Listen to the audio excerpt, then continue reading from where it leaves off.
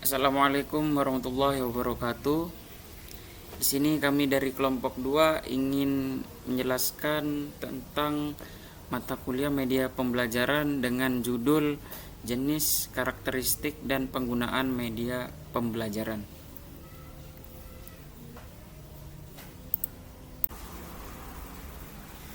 Nah, jenis-jenis media pembelajaran menurut Brett membagi menjadi 3, yaitu ada yang suara audio, terus bentuk visual, yang ketiga gerak kinestetik. Dan media visual dibedakan menjadi 3, yaitu gambar visual, garis grafis, dan simbol verbal. Nah, di sini media visual itu apa? Media visual merupakan media yang paling familiar yang sering dipakai guru dalam pembelajaran. Media berbasis visual atau gambar memegang peran yang sangat penting dalam proses pembelajaran. Media ini berkaitan dengan indera penglihatan. Media dapat memperlancar pemahaman, misalnya melalui elaboratif struktur dan organisasi, dan memperkuat ingatan siswa. Nah, di sini ada beberapa jenis medianya. Yang pertama, foto. Nah, ini foto ini yang paling sering digunakan oleh guru. Media gambar lah media yang merupakan reproduksi bentuk asli dalam 2 dimensi. Kemudian ada juga sketsa, yaitu adalah gambar yang sederhana atau draft kasar yang melukiskan bagian-bagian pokok tanpa detail, karena setiap orang yang normal dapat belajar menggambar. Kemudian ada juga diagram, merupakan susunan garis yang mempunyai peta daripada gambar. Kemudian ada bagan, yaitu sesuatu media pengajaran yang penyajiannya secara diagramatik dengan menggunakan lambang-lambang visual untuk mendapatkan sejumlah informasi. Di sini juga memiliki kelebihan dan kekurangan. Contohnya kita ambil seperti foto. Foto ini memiliki kelebihan. Alat satunya itu bersifat konkret. Gambar dapat mengatasi ruang dan waktu. Terus media gambar mengatasi keterbatasan pengamatan kita. Kemudian foto memperjelas suatu masalah. Foto itu harganya murah dan mudah dijangkau. Kemudian adapun beberapa kelemahan, dia juga memiliki kelemahan, yaitu gambar dan foto hanya menekankan frekuensi indera penglihatan atau indera mata. Kemudian benda yang terlalu kompleks kurang efektif untuk kegiatan pembelajaran. Kemudian ukurannya sangat terbatas, tidak bisa untuk kelompok besar.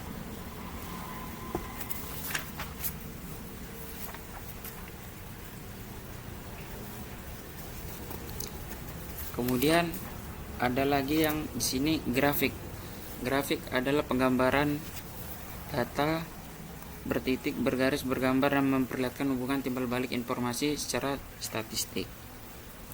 Kemudian di sini ada juga kartun.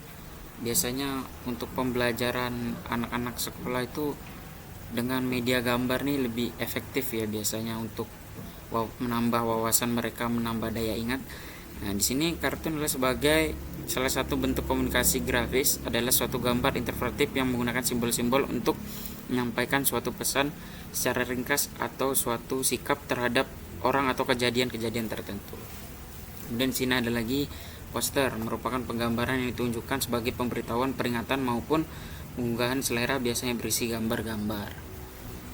Kemudian ada juga peta, penyajian visual dari muka bumi, sedangkan globe adalah bola atau model. Di sini bisa peta ataupun globe.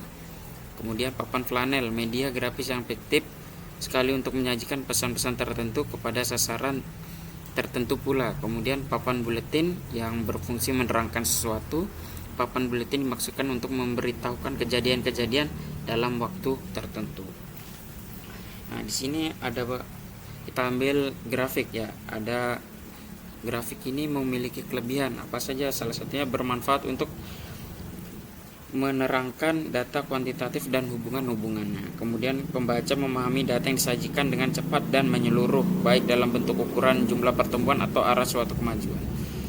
Kemudian penyajian angka lebih cepat, jelas, menarik, ringkas, dan logis. Nah, itu salah satu dari beberapa kelebihan dari grafik itu.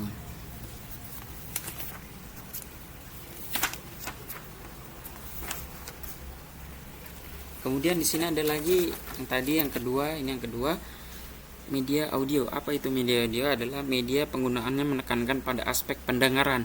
Indera pendengaran merupakan alat utama dalam penggunaan media jenis ini. Kalau tadi gambar menekankan penglihatan, kemudian audio menekankan pada sisi pendengaran. Nah, di sini apa saja? Jelas radio. Radio merupakan perlengkapan elektronik yang digunakan untuk mendengarkan berita yang bagus dan aktual. Ini sudah jelas. Kemudian alat perekam pita magnetik adalah alat perekam magnetic tape record, atau lazimnya orang menyebut tape record, adalah salah satu media pembelajaran yang tidak dapat diabaikan untuk menyampaikan informasi karena mudah digunakan. Kemudian ada lagi laboratorium bahasa. Nah, laboratorium bahasa alat untuk melatih siswa mendengar berbicara dalam bahasa asing dengan menyajikan materi pelajaran yang disiapkan sebelumnya. Media yang dipakai adalah alat perekam. Nah, biasanya di sekolah itu banyak laboratorium. Nah, fungsinya adalah untuk merangsang respon siswa setelah diberi stimulus suara, kemudian bagaimana respon dari siswa tersebut.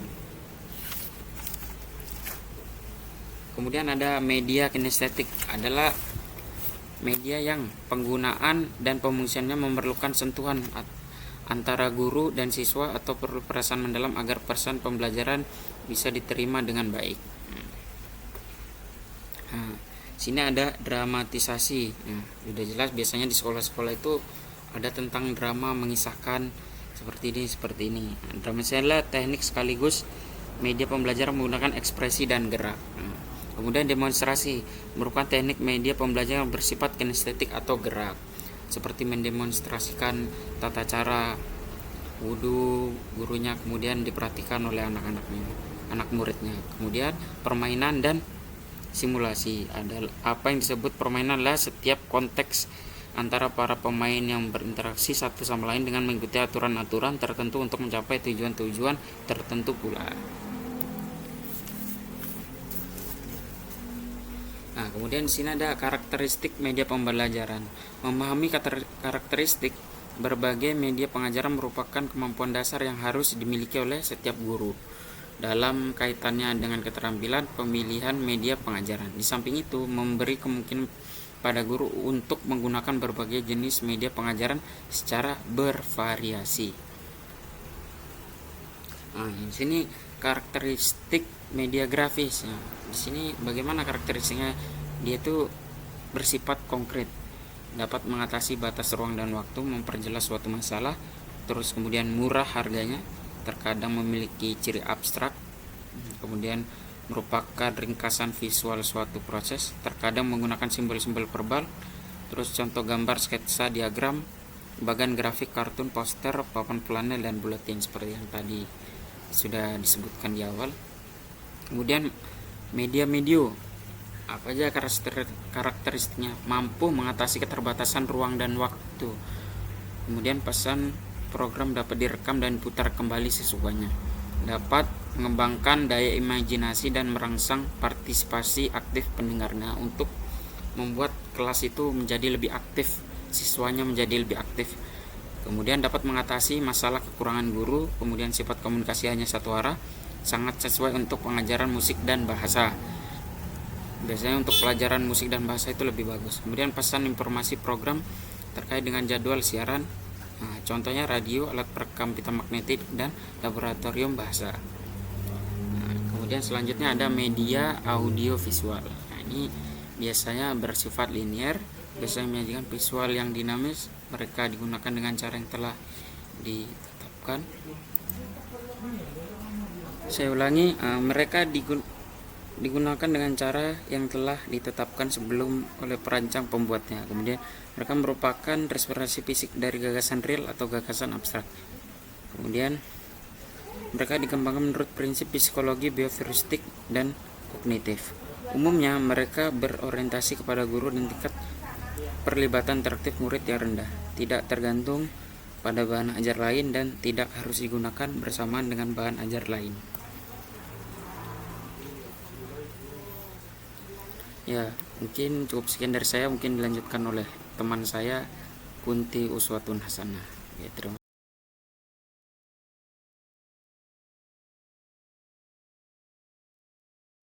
Saya Kunti Uswatanasana akan membahas mengenai penggunaan media pembelajaran. Media visual yang pertama yakni berupa foto dan gambar. Foto dan gambar merupakan konsep visualisasi yang akan disampaikan karena tidak semua objek yang kita pelajari bisa dibawa ke kelas. Contohnya, dalam pelajaran sejarah terdapat pasukan bergajah yang ingin menyerang Ka'bah. Nah, Ka'bah itu bentuknya seperti apa sih? Maka kita tidak bisa langsung menunjukkan atau membawa Ka'bah itu. Jadi kita bisa menggunakan visualisasi yang berupa foto dan gambar Ka'bah. Penggunaan media visual yang kedua yakni kartun. Kartun digunakan untuk menyampaikan pesan secara cepat dan singkat, baik itu sikap seseorang maupun kejadian-kejadian atau peristiwa-peristiwa tertentu melalui gambar maupun simbol-simbol. Contohnya seperti pada slide, yakni perbedaan agama tidak menjadikan halangan bagi mereka untuk saling toleransi dan saling menghormati. Media visual yang ketiga yakni poster. Poster digunakan untuk memotivasi maupun berupa himbauan yang berisi tentang gagasan atau peringatan-peringatan terhadap suatu pelaksanaan aturan hukum sekolah atau kesehatan, bahkan keagamaan. Nah, contohnya di sini yakni poster tentang keagamaan. Sholat itu bukan part time, bukan juga sometime, apalagi no time. Harus full time. Karena mati itu anytime. Jadi di sini kita dihimbau untuk melaksanakan sholat 5 waktu, tidak boleh bolong-bolong dalam mengerjakannya, dan juga kita tidak akan tahu kapan kita akan meninggal.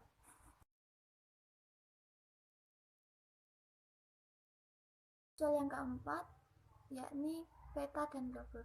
Peta dan global di sini memberikan informasi yang konkret terkait pesan-pesan yang abstrak seperti jarak wilayah, tentang permukaan bumi, maupun data-data budaya kemasyarakatan seperti populasinya atau pola bahasa adat istiadat dan data-data ekonomi. Papan flannel. Papan flannel ini digunakan untuk menempelkan bahan yang sedang kita pelajari guna untuk mengembangkan potensi serta kemampuan peserta didik. Seperti halnya kalau kita di SD mengajar itu setelah huruf alif maka huruf apa. Nah, maka di situ kita sediakan berupa kertas untuk ditempel di papan flannel. 6. Papan tulis. Papan tulis ini digunakan untuk menyajikan tulisan-tulisan maupun sketsa-sketsa gambar dengan menggunakan kapur. Kalau misalnya kita pakai whiteboard berarti menggunakan spidol, baik itu yang berwarna maupun yang tidak. Nah, buku cetak. Nah, buku cetak ini digunakan untuk mengakses pesan-pesan atau materi pembelajaran yang sedang kita kaji maupun yang akan kita pelajari. Nah, untuk menambah wawasan pengetahuan, kita bisa menggunakan buku cetak ini untuk menggali suatu informasi yang kita butuhkan.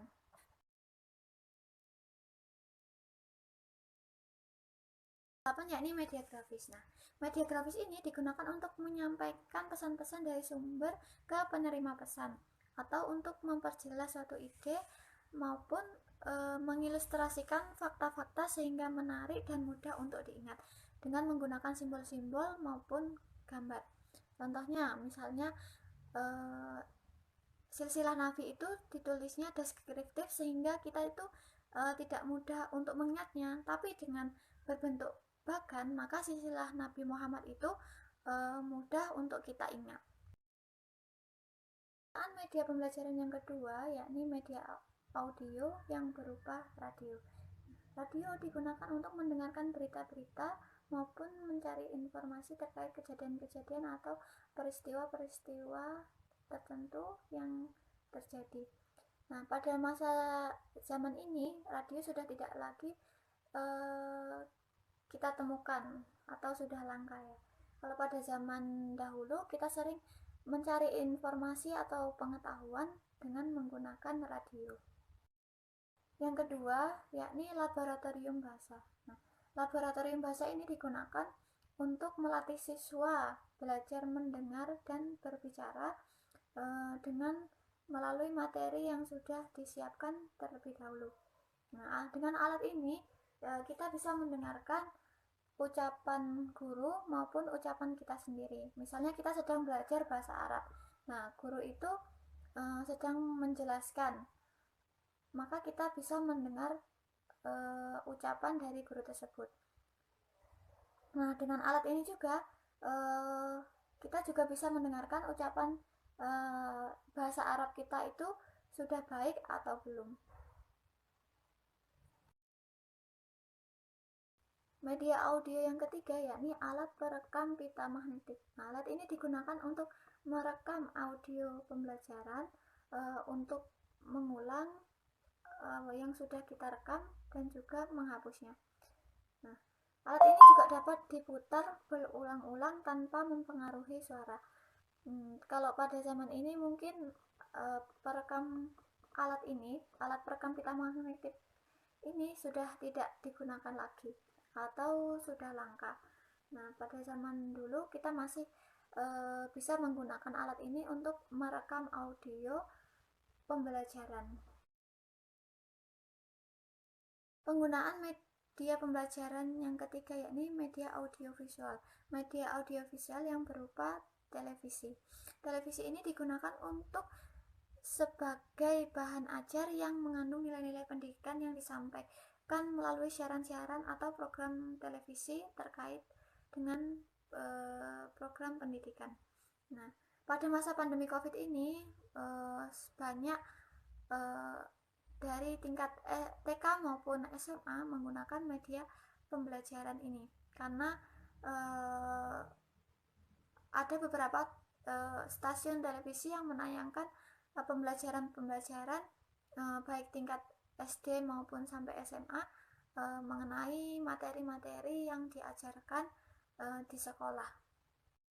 Kedua, HP. Nah, HP ini digunakan untuk mencari informasi terkait materi pembelajaran dan juga menyimpan foto atau video pembelajaran, dan juga kita bisa mengetik materi yang telah dibahas dan juga mengakses buku-buku dan juga jurnal, maupun pada masa pandemi COVID ini kita menggunakan handphone sebagai media atau sarana pembelajaran online. 3. LCD dan proyektor. LCD dan proyektor ini digunakan untuk menampilkan video maupun gambar dari komputer. Nah, seperti contohnya pada pelaksanaan webinar atau seminar nasional yang diadakan di sekolah-sekolah maupun di kampus. Nah, dengan alat ini maka para peserta itu dapat dengan mudah dan jelas menangkap materi dari tampilan alat ini. Penggunaan media pembelajaran yang keempat yakni media kinestetik. Media kinestetik yang pertama yakni berupa dramatisi. Media ini digunakan untuk memerankan maupun mempertunjukkan segala peristiwa maupun keadaan yang berkenaan dengan pelajaran sejarah atau cerita masa lampau. Nah, di sini para siswa diajarkan untuk bermain peran, misalnya terkait kisah maling kundang. Nah, di sini siapa yang menjadi nanti maling kundangnya dan siapa menjadi orang tuanya. Dan media yang kedua yakni demonstrasi. Media ini digunakan pengajar untuk mempertunjukkan bagaimana cara kerja atau melakukan sesuatu yang berkaitan dengan materi pembelajaran, lalu barulah siswa mengikuti petunjuk yang telah dipraktekkan oleh gurunya. Nah, misalnya guru mendemonstrasikan cara pembuatan magnet. Nah, setelah guru menunjukkan cara pembuatannya, lalu siswa mengikuti petunjuk yang telah disampaikan oleh guru. Dan yang ketiga yakni media permainan dan simulasi. Media ini digunakan untuk menciptakan suasana pembelajaran yang menggembirakan maupun atau menyenangkan, dan siswa itu merasa tidak bosan Contohnya dengan bermain game lalu dipraktekkan. Ini maksudnya bukan game-game yang Mobile Legends atau game yang ular-ularan, itu bukan ya. Di sini pembelajarannya bisa menggunakan kuis maupun contohnya ular tangga. Nah, ular tangga itu kolom-kolomnya diisi soal-soal. Nah, nanti siapa yang sudah jalan dan berhenti di situ, maka siswa itu mendapatkan soal-soal yang dia berhenti jalannya. Misalnya gadunya nomor 5, berarti dia jalan sampai ke kolom kotak 5. Nah, nanti soalnya itu akan dibacakan dan juga dijawab oleh siswa. Adapun kesimpulan pada pembahasan kali ini, yakni yang pertama terkait jenis-jenis media pembelajaran, yakni ada 4. Yang pertama media visual yang berupa gambar, yang kedua media audio berupa suara, yang ketiga media audio visual berupa gambar dan suara, dan yang keempat media kinestik, yakni perlu adanya sentuhan atau perasaan yang mendalam. Adapun karakteristik media pembelajaran, yakni ada 4. Yang pertama media grafis, yakni bersifat konkret, dapat mengatasi batasan ruang dan waktu, dapat memperjelas suatu masalah dalam bidang permasalahan apa saja dan pada tingkatan usia berapa saja, murah harganya dan mudah mendapatkannya serta menggunakannya. Dan yang karakteristik yang kedua, media audio, yakni mampu mengatasi keterbatasan ruang dan waktu, mudah dipindahkan dan jangkauannya luas. Pesan program dapat direkam dan diputar kembali sesukanya, dapat mengembangkan daya imajinasi dan merangsang partisipasi aktif pendengarannya. Yang ketiga, karakteristik media audiovisual, yakni biasanya bersifat linier, biasanya menyajikan visual yang dinamis. Mereka digunakan dengan cara yang telah ditetapkan sebelumnya oleh perancang atau si pembuat.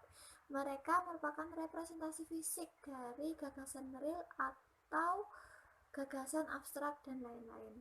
Dan yang keempat ada karakteristik media permainan dan simulasi, yakni melibatkan pembelajar secara aktif dalam proses belajar.